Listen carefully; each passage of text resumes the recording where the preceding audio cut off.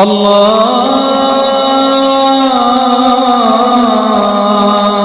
اکبر اللہ اکبر اللہ اکبر.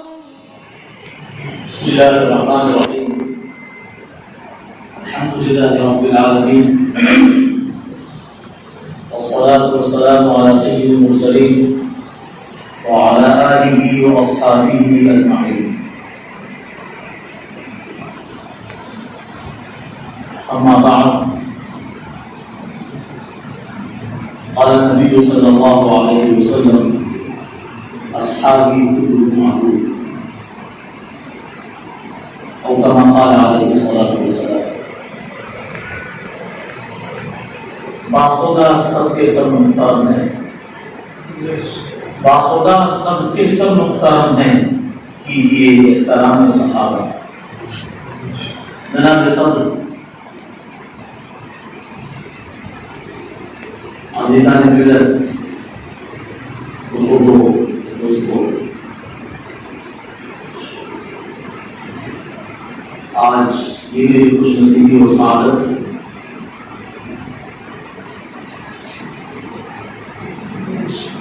کہ مجھے آج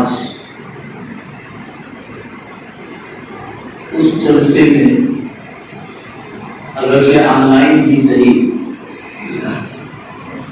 شرکت کرنے کا موقع ملا ہے، جو تقریباً 15-16 سال قبل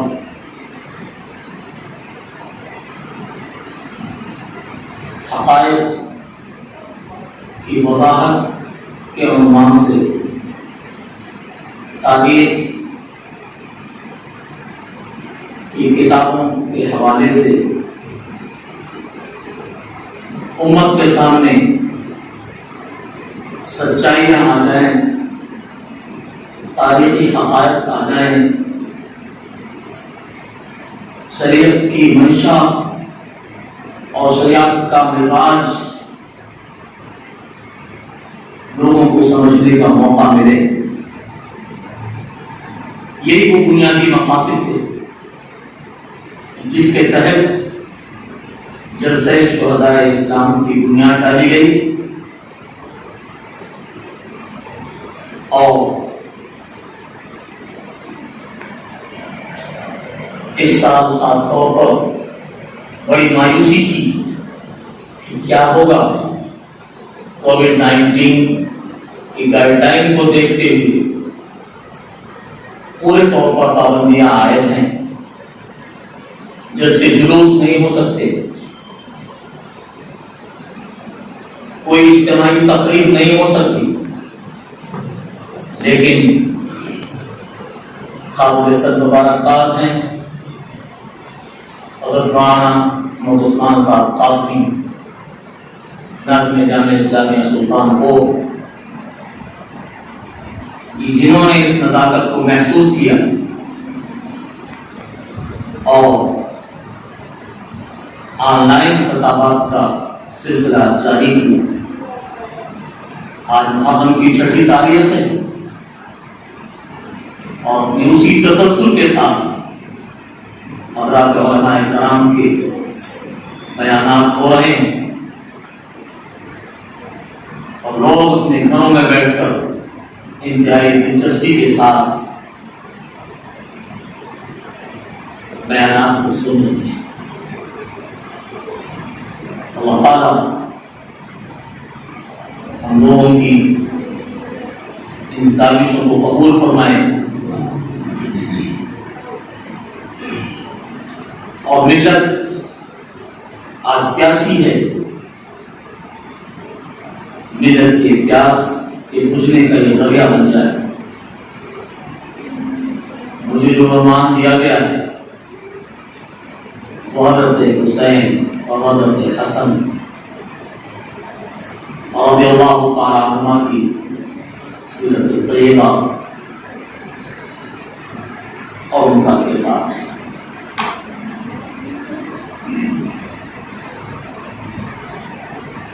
حضرات حسنین کی سیرت اور ان لوگوں کے کردار کا کیا کہنا، جن کا بلا واسطہ انتصاب عرش بری کے آخر نمائندے امام الانبیاء فخر رسول ثناء رسول جناب محمد صلی اللہ علیہ وسلم کی ذات سے اقدس ہے۔ حضرت ابو بکر رضی اللہ تعالیٰ عنہ جلیل القدر صحابی فرماتے ہیں کہ رأیت رسول اللہ صلی اللہ علیہ وسلم علی المنبر والحسن الی جنبی، ایک منظر کشی فرماتے ہیں کہ میں نے میری نگاہوں نے یہ منظر دیکھا کہ جناب محمد رسول اللہ علیہ وسلم منبر پر تشریف فرما ہے، لوگوں سے خطاب کرنے کے لیے تیار ہے، اور حضرت حسن رضی اللہ تعالیٰ عنہ آپ کے پہلو میں بیٹھے۔ عجیب منظر ہے۔ نبی صلی اللہ علیہ وسلم وَيُقْبِلُ عَلَى النَّاسِ مَرَّةً وَعَلَيْهِ مَرَّةً أُخْرَى، کبھی آپ لوگوں سے مخاطب ہوتے ہیں، لوگوں سے متوجہ ہوتے ہیں، اور کبھی حضرت حسن کی طرف مخاطب ہوتے ہیں، متوجہ ہوتے ہیں، اور فرماتے ہیں کہ نہارا ابنی سیدی، یہ میرا جگر اور میرا جگر گوشہ، ایک سردار ہے۔ لعل اللہ ان یصلح بین فئتین عظیمتین من المسلمین، یہ پیشین گوئی فرما رہے ہیں کہ میرا یہ نقطہ جگر آئندہ چل کر کے مسلمانوں کے دو عظیم گروہوں میں، دو عظیم جماعتوں میں مصالحت کرائے گا اور صلح کا پیغام دے گا۔ یہ حضرت حسن رضی اللہ عنہ، حضرت حسن اور حضرت حسین دونوں میں ایک سال کا فرق ہے۔ سن 3 ہجری میں حضرت حسن کی ولادت باسعادت ہوتی ہے، اور سن 4 ہجری میں حضرت حسین کی ولادت باسعادت۔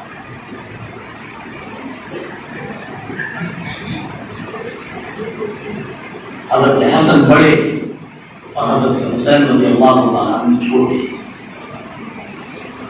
حضرت انس رضی اللہ تعالیٰ عنہ فرماتے ہیں کہ میں نے نبی پاک صلی اللہ علیہ وسلم سے سب سے زیادہ مشابہت رکھنے والا حضرت حسن سے زیادہ میں نے کسی کو نہیں۔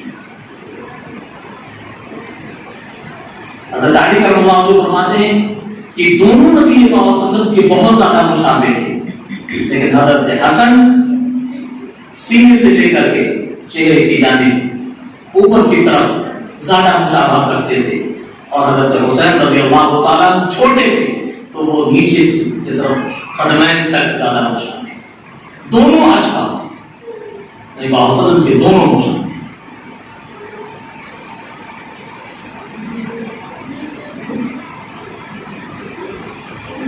حضرت حذیفہ رضی اللہ تعالیٰ عنہ نبی صلی اللہ علیہ وسلم کے رازدار صحابی، صاحب السر، پرائیویٹ سیکریٹری، اپنا واقعہ بیان کرتے ہیں۔ ایک مرتبہ اپنی والدہ سے کہا کہ دعینی، امی جان مجھے چھوڑیے، مجھے موقع دیجیے، آتے نبی صلی اللہ علیہ وسلم نبی صلی اللہ علیہ وسلم کے پاس حاضر ہو کر کے آپ کے ساتھ مغرب کی نماز، اور نماز سے فراغت کے بعد میں آقا کی بارگاہ میں آپ کے لیے اور اپنے لیے مغفرت کی دعا درخواست ہوں گے۔ حضرت حذیفہ رضی اللہ تعالیٰ عنہ جو نبی صلی اللہ علیہ وسلم کے رازدار جلیل القدر صحابی ہیں، وہی فرما رہے ہیں کہ میں آپ کے لیے اور اپنے لیے نبی صلی اللہ علیہ وسلم سے دعائے مغفرت کی درخواست کروں گا۔ آج امت کا بالکل بے فکر اسے اپنی مغفرت کا کوئی اس کو ضرورت ہی محسوس نہیں. کیا ہوا ہے دنیا میں کتنے دھڑلے کے ساتھ اللہ اس کے رسول کی نافرمانیاں ہو رہی ہیں. یہ احساس نہیں ہے کہ کل اللہ کی بارگاہ میں ہمیں دکھانا ہے. ہاں یہاں سے تجھ کو جانا ایک دن, قبر میں ہوگا ٹھکانا ایک دن, اپنا غفلت میں گوانا ایک دن, وہ خدا تو ہے دکھانا. یہ احساس بالکل نہیں تھا. وہ صحابی رسول جن کی ایمان کی, جن کی صداقت کی, جن کی مغفرت کی بشارت جناب محمد صلی اللہ علیہ وسلم کی زبان مبارک سے ملی, وہ یہ فرما رہے ہیں کہ آقا کی خدمت پہ حاضر ہو کر کے اپنے لیے اور اپنی ماں کے لیے دعائے مغفرت کی درخواست جو ہم چیز آئے مغرب کی نماز پڑھی آپ کے ساتھ.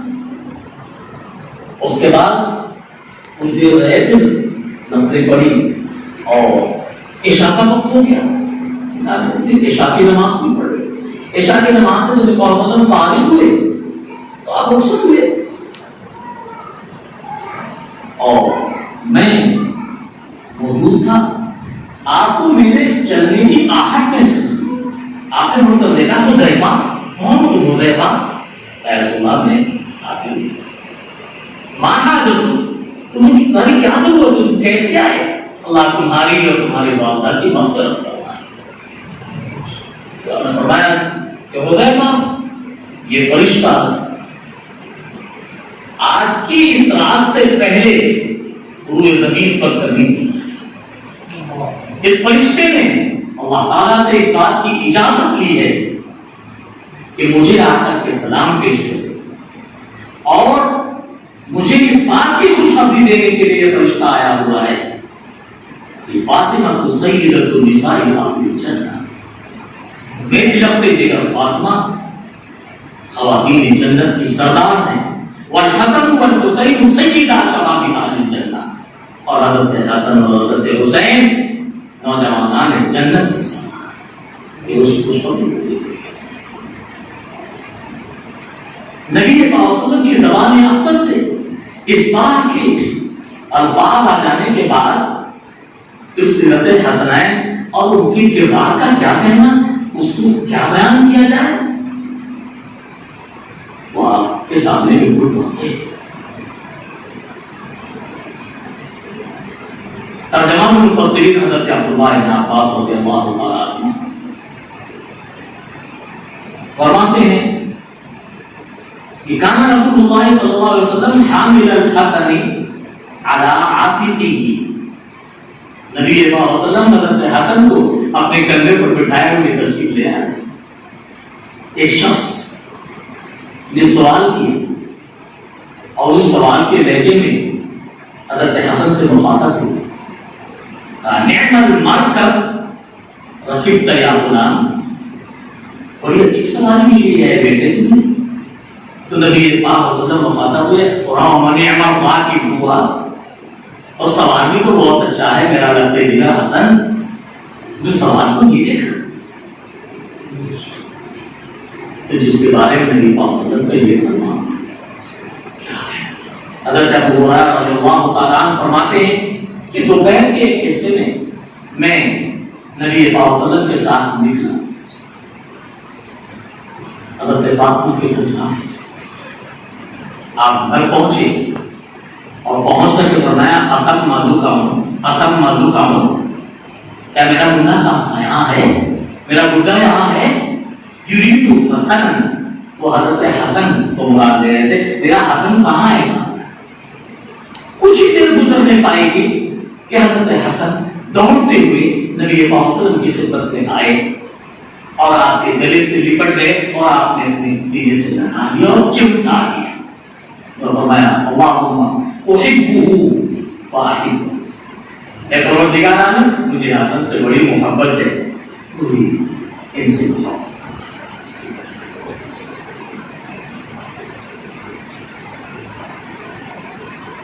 اس روایت میں حضرت حسن رضی اللہ تعالیٰ کے بارے میں نے فرمایا کہ آئندہ چل کر کے دو عظیم مسلمان گروہوں میں صلاح اور مصالحت فرمائیں گے، یہ پیشین گوئی کی۔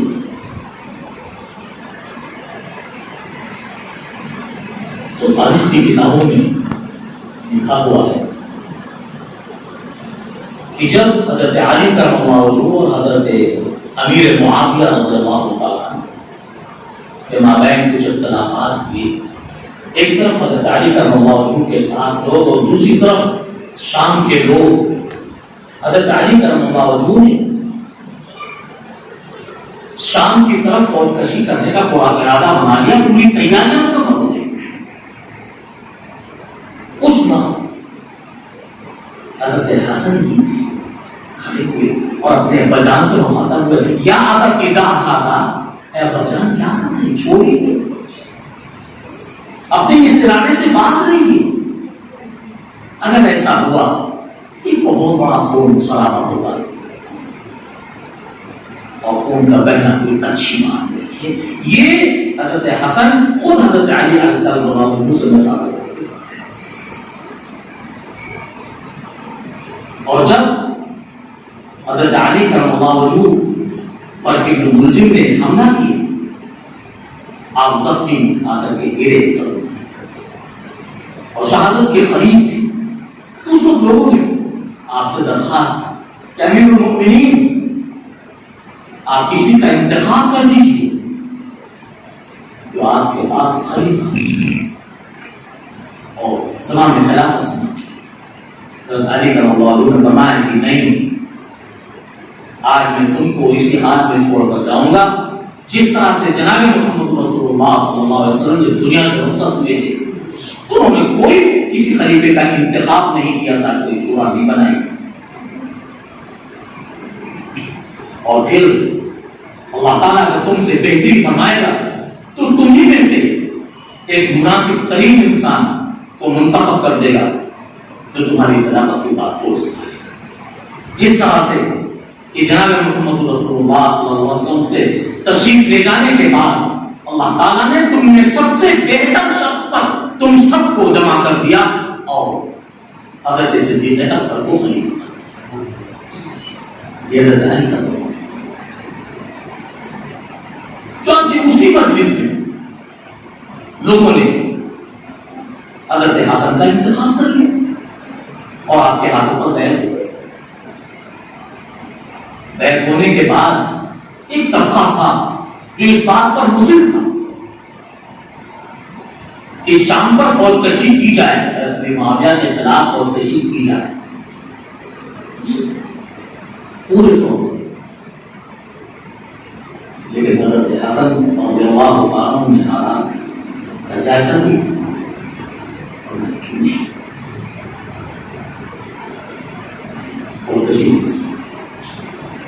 اور حضرت امیر معاویہ کے پاس خط لکھ کر کے شرائط بتائی اور فرمایا کہ شرائط کے ساتھ میں آپ کے حق میں دستبردار ہوتا ہوں اور خلافت کی بات ہوتا ہوں۔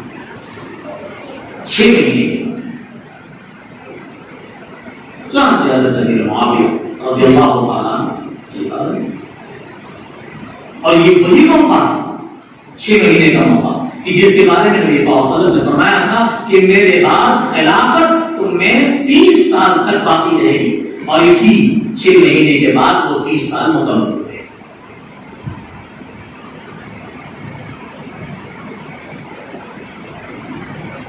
اس کے نتیجے میں لوگ آپ کے خلاف ہیں، وہی طبقہ آپ کے مخالفت کام کریں، اتنے سادے، اتنے کم سخن، اتنے سنجیدہ مزاج کہ اس وقت یا مصیبت المؤمنین کہہ کر کے مخاطب کرتے تھے۔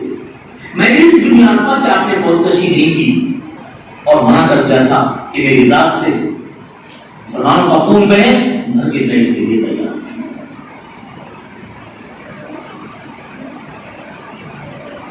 کسی نے کہا کہ یا آل المؤمنین، آپ نے فرمایا کہ انا اختار العار من النار، ٹھیک ہے جہنم کی آگ سے مجھے آگ کو اپنانا پڑا، العار خیر من النار، اور لوگوں نے آوازیں کسی، تانے دیے، سب کچھ ہوا، اور اسی نتیجے میں حضرت حسن رضی اللہ عنہ کو زہر دیا گیا جو آپ کی شہادت کا سبب تھا۔ تو فرمایا مجھے بار بار سنو جان شہادت خوش کہ آخری وقت ہے حضرت حسین رضی اللہ تعالیٰ موجود ہے۔ عرض کرتے ہیں بھائی جان آپ مجھے بتا دیجیے کہ آپ کا قاتل کون ہے، کس نے آپ کو سے کیوں اس لیے پوچھ رہے ہو کہ اس سے میرا بدلہ ہو گے، اس کو قتل ہو نہیں۔ اگر وہی میرا قاتل ہے جس کو میں سمجھ رہا ہوں تو پھر میری ضرورت نہیں۔ اللہ اشد بأسا و اشد تنکیلا، اللہ تعالیٰ سخت انتقام لینے والا، وہ انتقام لینے کا ہماری کوئی ضرورت نہیں۔ اور اگر ایسا نہیں ہے تو پھر کسی بے قصور کا خون بہایا جائے، میں اس کی اجازت نہیں۔ اور حضرت حسن رضی اللہ تعالیٰ اس لیے خوش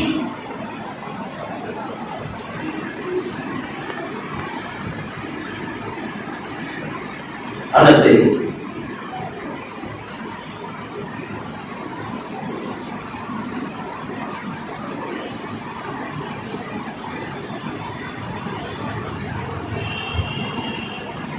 بريدہ رضی اللہ تعالیٰ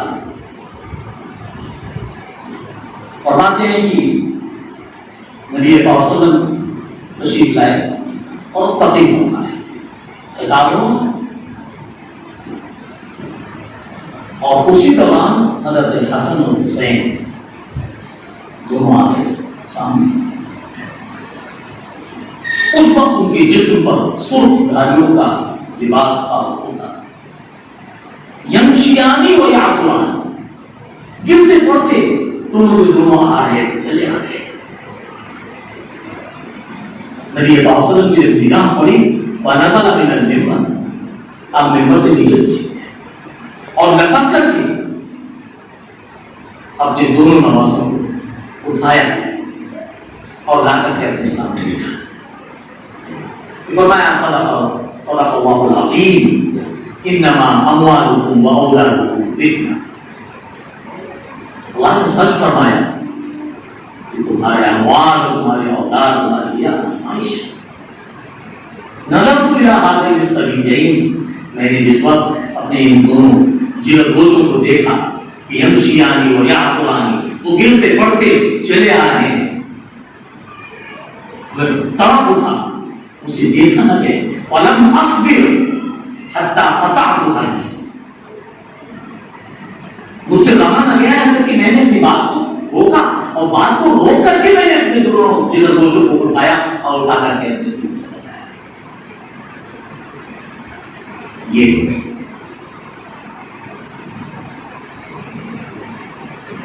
حضرت حسن اور حضرت حسین رضی اللہ تعالیٰ عنہ جناب محمد رسول اللہ صلی اللہ علیہ وسلم کی شہید نواز سے اور حضرت فاطمہ کے جگر، ان کی فضیلت اور ان کی سیر و کردار کی عظمت کے لیے صرف اتنا ہی کافی ہے کہ وہ جناب محمد صلی اللہ علیہ وسلم کے شہید نواز سے، اس کے علاوہ آپ کوئی ضرورت نہیں۔ ایک موقع پر حضرت یعلا بن مرہ کہتے ہیں کہ نبی پاک صلی اللہ علیہ وسلم کو میں نے ارشاد فرماتے ہوئے سنا کہ حسین منی وانا من الحسین، حسین مجھ سے ہے اور میں حسین سے۔ احب اللہ، اللہ اس سے محبت کرے گا جو حضرت حسین سے۔ حضرت یزید بن ابی زیاد فرماتے ہیں ایک موقع پر نبی پاک صلی اللہ علیہ وسلم حضرت فاطمہ کے گھر تشریف لے گئے اور حضرت حسین کے رونے کی آواز آئی تو فاطمہ کو بلایا، فاطمہ کیا بات ہے؟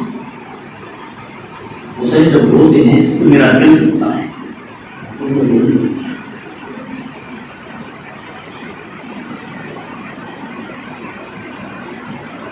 اور پھر ایک جو فضل صحابی ہیں حضرت ابو ذر غفاری رضی اللہ عنہ، وہ ایک منظر کھینچتے ہیں اور فرماتے ہیں وہ آخر بباب الکعبہ، خانہ کعبہ کا دروازہ پکڑے ہوئے کھڑے، کہتے ہیں میں نے دیکھا کہ نبی پاک صلی اللہ علیہ وسلم نے ارشاد فرمایا یا الا ان مثل اہل بیتی فیکم مثل سفینۃ نوح من رکبها فقد نجا ومن تخلف عنها فقد هلك۔ اور میں کہ دیکھو میرے اہل بیت کی مثال ایسی ہے جیسے سفینہ نوح، کشتی نوح، جو کشتی نوح پر سوار ہوا وہ نجات پائے، اور جو کشتی نوح سے ہٹ گیا اگرچہ وہ نبی کا بیٹا کنعان ہی کیوں نہ ہو وہ ہلاک ہو گئے۔ حضرت نوح علیہ السلام کو تسلیم نے اپنے بیٹے سے اس کو فرمایا تھا یا بنی ارکب معنا، اے میرے لڑکے جی آ میری کشتی میں سوار، جو کشتی میں سوار ہو جائے گا وہ بچ جائے گا، ورنہ آج دنیا کی کوئی طاقت تجھے بچا نہیں سکتی۔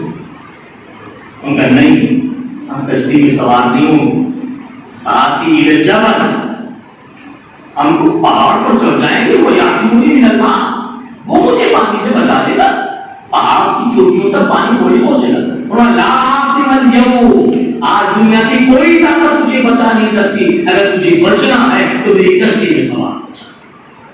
وہ نہیں سوار ہوا، نتیجہ یہ ہوا کہ وہ ہلاک ہوا۔ تو یہی بتایا گیا کہ میرے اہل بیت سے محبت، ان سے عقیدت ایمان کی شرط اول ہے۔ جو اہل بیت سے محبت رکھے گا، جو ان سے عقیدت رکھے گا، جو حسن حسین سے محبت رکھے گا اور اور جو اہل بیت سے نفرت کرے گا، ان سے عقیدت اور محبت نہیں ہوگی، وہ ہلاک ہو جائے گا۔ اور سچائی یہی ہے، لیکن محبت بھی پابند شریعت ہے اور نفرت بھی پابند شریعت۔ ایک حسین امتزاج دیکھیے کہ جنہیں یہ فرمایا کہ میرے اہل بیت کی مثال کشتی نوح کی سی ہے، تو دوسری نے یہ فرمایا صحابہ کی شان میں کہ اصحابی کا نجوم بأیہم یقتدیت اہتدیت، میرے صحابہ کی مثال آسمان پر چمکتے ہوئے ستاروں کی۔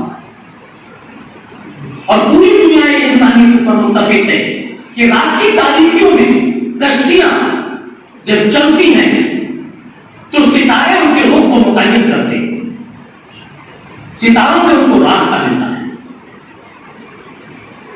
تو صحابہ ستارے ہیں اور اہل بیت کشتی نوح کی طرح ہے۔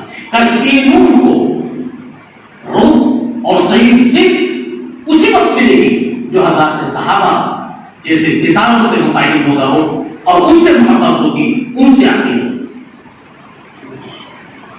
اہل بیت سے محبت اور نبی کے جانثاروں اور شہدائیوں سے نفرت، یہ کہاں کی انسانیت کو کہاں کا انسان ہے، یہ کہاں کی محبت ہے؟ ایسا نہیں ہو سکتا۔ اور یاد رکھیے کہ دنیا میں گمراہی ہمیشہ محبت اور عقیدت ہی کے راستے سے آئی۔ عیسائیوں نے حضرت عیسیٰ سے محبت کرنے میں حد سے تجاوز کیا تو حضرت عیسیٰ کو خدائی مسئلہ کو لا کر کے عیسیٰ خدا، ابن اللہ۔ یہودیوں نے حضرت عزیر علیہ السلام کو تسلیم سے غیر درجے کی محبت کی، انہیں خدائی نسب تک بٹھا دیا اور کہا عزیر ابن اللہ، عزیر اللہ کی بیٹی۔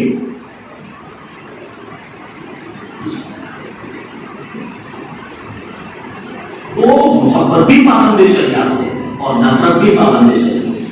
اگر کوئی شخص بالکل آزاد ہو کر کے اپنی بیوی سے محبت کے دم بھر رہا ہے اور بیوی کو محبت کے لہجے میں ماں کہہ کر پکار پکارنے لگے. مفتی صاحب سے پوچھیں گے تو کہیں چھٹی ہو جائے. بیوی کو کتنی بھی محبت ہو لیکن بیوی کو ماں کہہ کر پکارنے کی اجازت نہیں. محبت کا ایک کرائٹیریا ہے, اس کی ایک حد ہے, اس کی ایک انتہا ہے. بھٹک کر منزل جانا سے دور جا پہنچے جو جوش عشق میں جذبات کو دبانے سے. یہاں جذبات کا دبانا اور منشے شریعت کو مربوط رکھنا یہی اصل چیز ہے. حضرت حسین رضی اللہ تعالیٰ عنہ نواسے رسول ہیں اور محرم کا یہ مہینہ آئندہ آنے والی بس کی تاریخ حضرت حسین کی شہادت کی تاریخ. ظاہر ہے ایک ہم انسانی فطرت, یہاں دو چیزیں, ایک طرف حضرت حسین نواسے رسول کی شہادت ہے,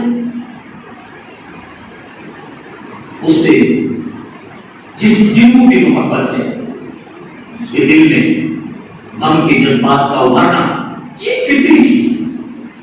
لیکن دوسری جانب یہ بھی سچائی ہے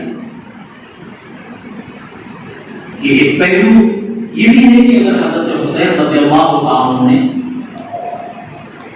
اس وقت کی حکومت سے سمجھوتا کر لیا ہوتا اور بیعت کر لی ہوتی تو حکومت کے سب سے قریبی نمائندے کی حیثیت سے حضرت حسین کا مقام ہوتا. لیکن قیامت کی وقت کے لیے حق پسندوں کا سر جھک گیا. حضرت حسین نے یزید کے سامنے اپنے سر کو نہیں جھکایا, سر کو قلم کرا دیا. تو اگرچہ جامع شہادت نوش کیا لیکن صبح قیامت تک حق پرستوں کا سر آپ نے بلند کیا. تو صرف ہم کا تذکرہ اور ہمیں کا تصور اس سے بزدلی پیدا ہوتی ہے اور کمزوری پیدا ہوتی ہے. یہ احساس حضرت حسین رضی اللہ عنہ نے جامع شہادت نوش کر کے حق پسندوں کا سر قیامت تک کے لیے بلند کر دیا اور باطل کے مارکوں میں مضبوط مارکا آرائی کے لیے ایک حوصلہ پیدا کیا ہے. اس سے ایک حوصلہ ملتا ہے, اس سے ایک مضبوطی ملتی ہے, ایمان کو تازہ. ہم اس پہ لیجیے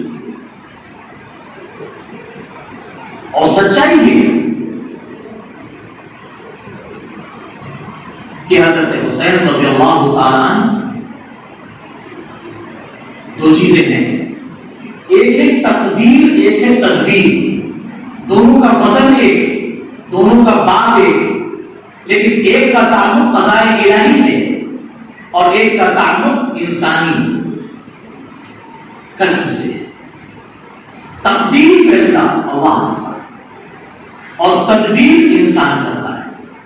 ظاہر ہے تقدیر اور تدبیر دونوں ٹکرائیں گی تو تقدیر کو کامیابی ملے گی اور تدبیر مغلوب ہو جائے گی.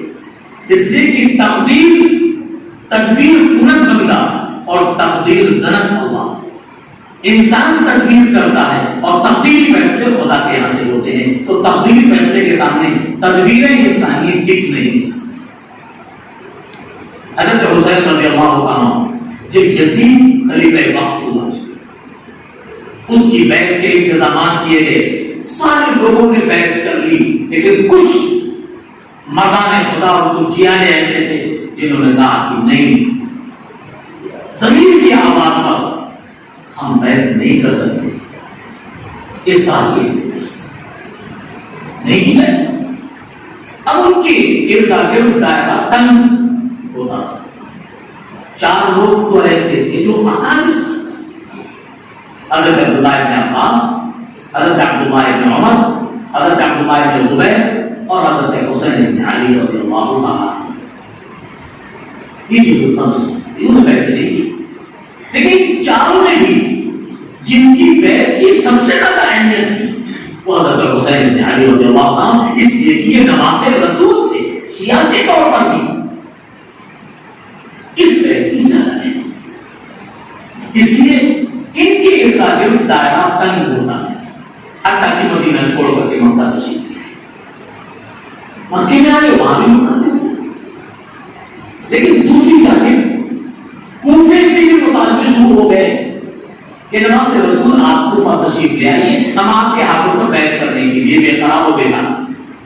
مورخین نے لکھا ہے کہ 150 خطوط کوفیوں نے حضرت حسین رضی اللہ عنہ کے پاس دی، اور ایک تحقیق کے مطابق 12,000 خطوط آئے تھے جس میں اس بات کو یقین دلایا گیا تھا کہ ہم آپ کے ہاتھ پر بیعت کرنے کے لیے بے قرار ہیں اور آپ کی حکومت کو تسلیم کریں گے. آپ تسلیم کیا.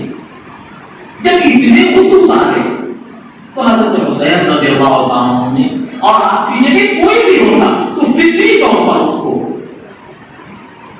یہ احساس ہوتا کہ جانا چاہیے. پہلے خود نہیں ہے. حضرت مسلم بن عقیل جو آپ کے چچا کا بھائی ہیں ان کو بلایا اور فرمایا کہ آپ جائیے اور وہاں کے حالات کا جائزہ لیجیے، پھر ہم کو آنا دیں. حضرت مسلم تیار ہو گئے اور تیار ہو کر کے کوفہ پہنچے. جب کوفہ پہنچے تو لوگوں نے آپ کا ایسا استقبال کیا کہ جس کا کوئی تصور نہیں کیا. تب 12,000 لوگ اکٹھا ہو گئے، پھر 18,000 لوگ آ گئے اور بہت ہی واجبانہ استقبال ہوا. اور ادھر حضرت مسلم بن عقیل نے ایک خط لکھ کر کے حضرت حسین کے پاس بھیج دیا کہ بھائی آپ تشریف لے آئے، یہاں کے حالات تو بڑے سازگار ہیں اور یہاں کے لوگوں نے تو ہمارا بڑا ہی واجبانہ استقبال کیا اور آپ کے ہاتھ پر بیعت کرنے کے لیے کہا. یہ چٹھی آ گئی. اب حضرت حسین فیصلہ کر لیا. ایک طرف حضرت مسلم بن عقیل کا خط، دوسری طرف 150 خطوط، ایک تحقیق مقابل 12,000 خطوط. طے کر لیا، فیصلہ کر لیا. جب طے کر کے فیصلہ کر کے روانگی کا ارادہ کیا تو اس وقت بھی وہ جلیل القدر صحابہ سامنے آئے. حضرت عبداللہ بن عباس ان کا آپ کی نواز رسول، آپ کہاں جائیں؟ یہ لوگ دھوکے باز ہیں، ان سے وفا کی امید نہیں کی جا سکتی، آپ نہ تشریف لیں. تو فرمایا کہ بھائی آپ ہمارے مشفق اور مہربان ہیں، ہم آپ کے جذبات کی قدر کرتے ہیں، لیکن ہم نے تو جانے کا ارادہ مصمم کر لیا ہے، اس لیے ہم کو جانے عباس نے دیکھا کہ حضرت حسین بالکل مصر نہیں جانے پر، تو پھر فرمایا کہ اچھا ٹھیک ہے، اگر آپ جانا ہی چاہتے ہیں تو اپنے بچوں کو، اپنی بیوی بچوں کو چھوڑ کر کے تنہا تشریف لے جائیے، ورنہ کہیں ایسا نہ ہو کہ وہی حال ہو جو حضرت عثمان غنی رضی اللہ عنہ کا ہوا کہ ان کی بیوی بچوں کے سامنے ان کو شہید کر دیا گیا. کہیں آپ کو کسی طریقے سے شہید کر دیا. یہ حضرت عبداللہ بن عباس نے. اس کے بعد حضرت عبداللہ بن عمر سے ملاقات، انہوں نے روکا. یہ بیوٹی میں ہیں جنہوں نے بیعت نہیں کی. آپ فرمایا کہ میں نے تو عزم مسلمان کر دیا. تو حضرت عبداللہ بن عمر نے حضرت حسین کو اپنے سینے سے لگایا اور روتے ہوئے رخصت کیا. فرمایا کہ آج میں ایک شہید کو رخصت کرتا ہوں. میں حضرت عبداللہ بن زبیر سے ملاقات، انہوں نے منع کیا کہ آپ کہاں جا رہے ہیں، نہ جائیے. یہ بھی انہیں میں سے جنہوں نے بیعت نہیں کی میرے روتے آنا فرمایا کہ نہیں، میں نے تو بس کر لیا ہے. اور کوفے کے 40,000 لوگوں نے مجھ سے طلاق اور عتاق کی قسم کھائی ہے. طلاق اور عتاق کی قسم کھائی کیا مطلب؟ کہ نواز رسول آپ تشریف لے آئیے، اگر آپ کے ہاتھ پر بیعت نہ کی جائے تو میری بیویوں کو طلاق، اگر آپ کے ہاتھ پر بیعت نہ کی جائے تو میرے سارے غلام آزاد. 40,000 لوگوں نے اس طریقے سے پختہ قسمیں کھائی ہیں، طلاق اور عتاق کی قسم. اس لیے میں نے پختہ ارادہ. اور آگے بڑھے حضرت جابر بن عبداللہ، حضرت سعید بن المسیب، یہ جلیل القدر صاحب نے روکنے کی کوشش کی. انہوں نے میں نے تو کیا. راستے میں فرزدق شاعر ملا، ان سے پوچھا نواز رسول، ان کی دل تو آپ کے ساتھ ہیں لیکن تلواریں آپ کے خلاف نہیں، آپ کہاں ہیں؟ آپ نے دریا چلے. راستے میں سفر طے ہو رہا. ادھر حضرت مسلم بن عقیل کو شہید کرنے کی پوری تیاری. میں 500 لوگوں کے ساتھ رہے، پھر 300 لوگ بچے، پھر 30 لوگ بچے، پھر 10 افراد کے ساتھ رہے، مغرب کی نماز پڑھائی، اور اس کے بعد وہ بھی چلے گئے، کوئی ان کا ساتھ دینے والا نہیں تھا، اور ظالموں نے ان کو جب انہوں نے اپنے حالات دیکھے، محمد بن عاشاس کو بلا کر کے پیغام بھجوایا، حضرت حسین کو اطلاع کرا دو کہ یہاں قطع نہ آئے، یہ کوفے کے لوگ یہ بے وفا ہیں اور یہ مجھے شہید کرنے کے لیے جا رہے ہیں، آپ گھر تشریف نہ لائیں۔ انہوں نے وہ پیغام حضرت حسین رضی اللہ عنہ نے پہنچایا۔ مورخین نے لکھا ہے کہ حضرت مسلم عقیل نے باقاعدہ کہا تھا کہ میری زبانی یہ بات ان کو پہنچا دی جائے، اور محمد بن عاشاس نے پورا پیغام پہنچایا کہ کوفے کے لوگ دغاباز ہیں، ان سے وفا کی امید نہیں کی جا سکتی، یہ آپ کے والد ماجد کے وہی ساتھی ہیں کہ جن سے حضرت علی کا مقابلہ شہادت یا موت کے ذریعے ان سے جدائی کی تمنا کرتے تھے، جدائی حاصل کرنے کی تمنا دعا کرتے تھے۔ یہ دروغ بیانی سے کام لے رہے ہیں، انہوں نے مجھ سے بھی جھوٹ بولا ہے، آپ سے بھی دروغ بیانی کی ہے، اور دروغ بیانی کرنے والوں پر کوئی ایمان نہیں۔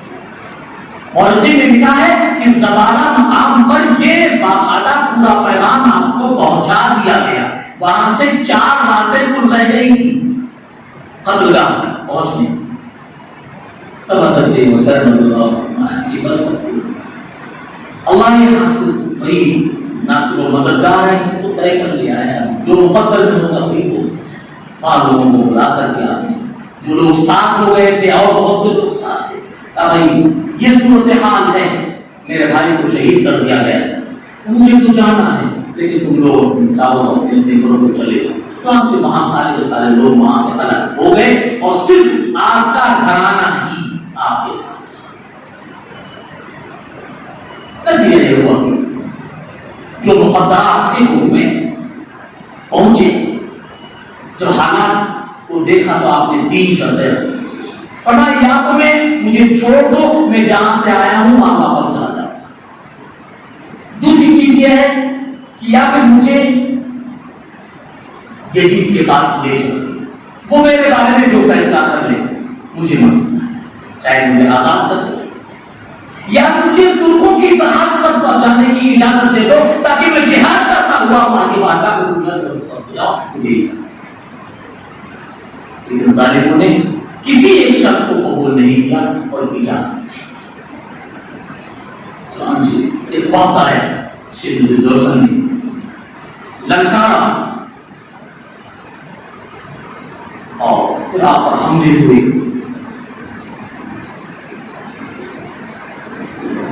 نتیجہ یہ ہوا کہ آپ نے جان نشانی پوچھی، اور وہ 72 افراد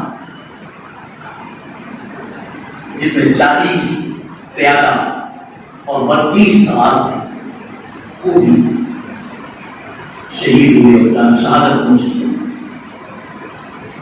حضرت حسین کی عمر اس وقت 54 سال 6.5 ماہ تھی۔ یہ سن 61 کا زمانہ ہے اور محرم کی 10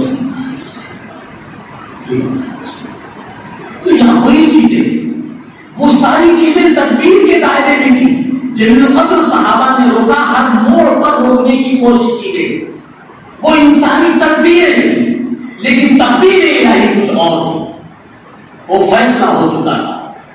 اس لیے جب تقدیر و تدبیر ٹکراتی ہے تو تقدیر غالب ہوتی ہے اور تدبیر مغلوب ہو جائے گا۔ چنانچہ تدبیر مغلوب ہوئی اور نواسے رسول حضرت حسین رضی اللہ تعالیٰ شہید۔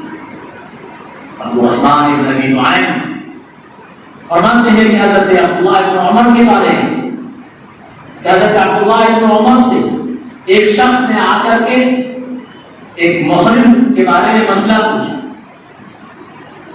کہ اگر محرم مکھی کو مارتے تو اس کے بارے میں کیا ہے، یہ کوفی تھا۔ حضرت عبداللہ بن عمر ناراض اور فرمایا کہ مکھی کے قتل کے بارے میں مسئلہ پوچھتے ہو ظالموں، اور تم نے نواسے رسول کو شہید کیا، وہ مدار شریعت کے مطابق۔ عزیزوں، حضرت حسن اور حضرت حسین رضی اللہ تعالیٰ عنہ جناب محمد رسول اللہ صلی اللہ علیہ وسلم کی خانوادے کے وہ سچے افراد تھے جن سے جناب محمد صلی اللہ علیہ وسلم کو اتنی محبت تھی. آپ یہ فرمایا کرتے تھے یہ میرے وہ خون ہیں جن سے مجھے بڑی محبت ہے. ان کا سیرت، ان کی سیرت، ان کا کردار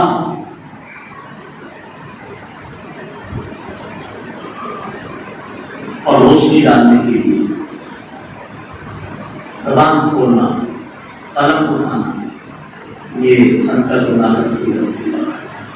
صرف اتنا ہی کافی ہے کہ ان کا انتصاب جناب محمد رسول اللہ علیہ وسلم سے بیا پاسا یہ نواسے رسول تھے. ان کے سیرت و کردار کے بارے میں کتنی پاکیزہ صفات تھی، کتنی ستھرا صفات تھی. حضرت حسین رضی اللہ عنہ اتنے متواضع تھے کہ گھوڑے پر تشریف لا رہے تھے. دیکھا غربا کی ایک جماعت بیٹھی ہوئی اور سوکھی روٹیاں کھا رہی. اور اترے، اتر کر کے ان کے پاس گئے. یہ نہیں کہ ہم سید الکونین فخر رسول دانا رسول جناب محمد صلی اللہ علیہ وسلم کے نواسے نہیں، کہیں سے کچھ شہنشاہ کائنات کی بیٹھ گئے اور ان کے ساتھ بیٹھ کر کے وہ کھانا کھایا. اور اس کے بعد کہا کہ بھائی میں نے تو تمہارے ساتھ تمہارا ساتھ دیا، تم نے مجھے بلایا، تم نے کہا کہ ہلما یبن رسول، اے اللہ کے رسول کے گھر سے جگر آؤ، دسترخوان پر آ جاؤ. تو میں آ گیا. اب بتاؤ کہ تم میری دعوت کو قبول کرو گے یا نہیں؟ تشریف لائے اور ان کو بلایا. وہ سارے کے سارے لوگ پہنچ گئے غربا کی جماعت پہ. آپ نے فرمایا کہ بھائی لاؤ جو بھی بچا کے اٹھاؤ لے آؤ اور ان کے سامنے پیش کرو. حضرت حسن رضی اللہ تعالیٰ فرمایا کہ 3 مرتبہ انہوں نے اپنا مال اللہ کے راستے میں خرچ کیا. 2 مرتبہ تو اس طرح سے خرچ کیا کہ کچھ بھی نہیں چھوڑا، سب کچھ خرچ کیا، سب اللہ کے راستے میں. ایک مرتبہ دیکھا کہ ایک غلام ہے، وہ بیٹھا کھانا کھا رہا ہے. ایک ٹکڑا کتے کو کھلا رہا ہے، ایک ٹکڑا خود کھا رہا ہے، ایک ٹکڑا کتے کو کھلا رہا ہے، ایک ٹکڑا خود کھا رہا ہے. تو بیٹھ گئے اور دیکھا اور ساری روٹی ختم ہو گئی. تو پوچھا کہ یہ تم کیا کر رہے تھے؟ تم نے تو زیادہ زیادہ سب کھانا کتے کو کھلا دیا اور تھوڑا بہت کھایا. کہا کہ جب میں کھانا کھاتا ہوں یہ کتا دیکھتا ہے میری طرف، مجھے شرم آتی ہے کہ میں خود کھاؤں اور اس کو نہ. فرمایا کہ اچھا تم ٹھہرو، بتاؤ تم کس کے غلام ہو اور یہ باغ، یہ احاطہ جہاں پر تم موجود ہو یہ کس کا ہے؟ انہوں نے بتایا. کہا میں تمہیں خدا کی قسم دے کر کے کہہ رہا ہوں کہ اس وقت تک تم یہاں سے نہ جانا جب تک کہ میں آنا جاؤں. آپ تشریف لے گئے اور اس مالک کے پاس پہنچے، اس غلام کو وہاں سے آزاد کرایا اور اس مالک کے پاس پہنچے جس کا وہ باغ تھا، اس کو خریدا اور خرید کر آئے اور کہا کہ دیکھو بھائی میں نے تم کو خرید لیا ہے. کہا کہ حاضر میں آپ کی خدمت کے لیے تیار ہوں، آپ کا غلام ہو گیا. کہا میں نے تم کو آزاد کر دیا اور آزاد کرنا فرمایا وہ باغ جہاں پر بیٹھ کر کے تم کتے کو کھلا رہے تھے اور کھا رہے تھے، وہ باغ بھی میں نے خرید لیا ہے، وہ باغ بھی میں نے تم کو جگہ کر دیا اور فرمایا تم کو بھی دیا. اس طرح ایک ایک بات باخدا سب کے سمجھتا ہے کہ یہ عزیز دوستو، ضرورت اس بات کی ہے کہ ہم اپنے اس مشن کو باقی رکھیں اور اس کو چلانے کے لیے جن چیزوں کی ضرورت ہوتی ہے ان میں دام میرا میں اور سبنے تیار رہیں اور اس مشن کو خدا کرے یہ مشن قیامت کی صبح تک اس طریقے سے چلتا رہے. علماء عثمان صاحب دامن القاتون کی طرح سرپرست ملتا رہے اور یہ مشن قائم و دائم رہے. خدا کا صحابہ اور اہل بیت کا تذکرہ ہوتا رہے، لوگوں کے سامنے حقائق آتے رہے. بس یہی اس کا مقصد ہے. اللہ تعالیٰ ہمیں سارے کو کہیں اس نے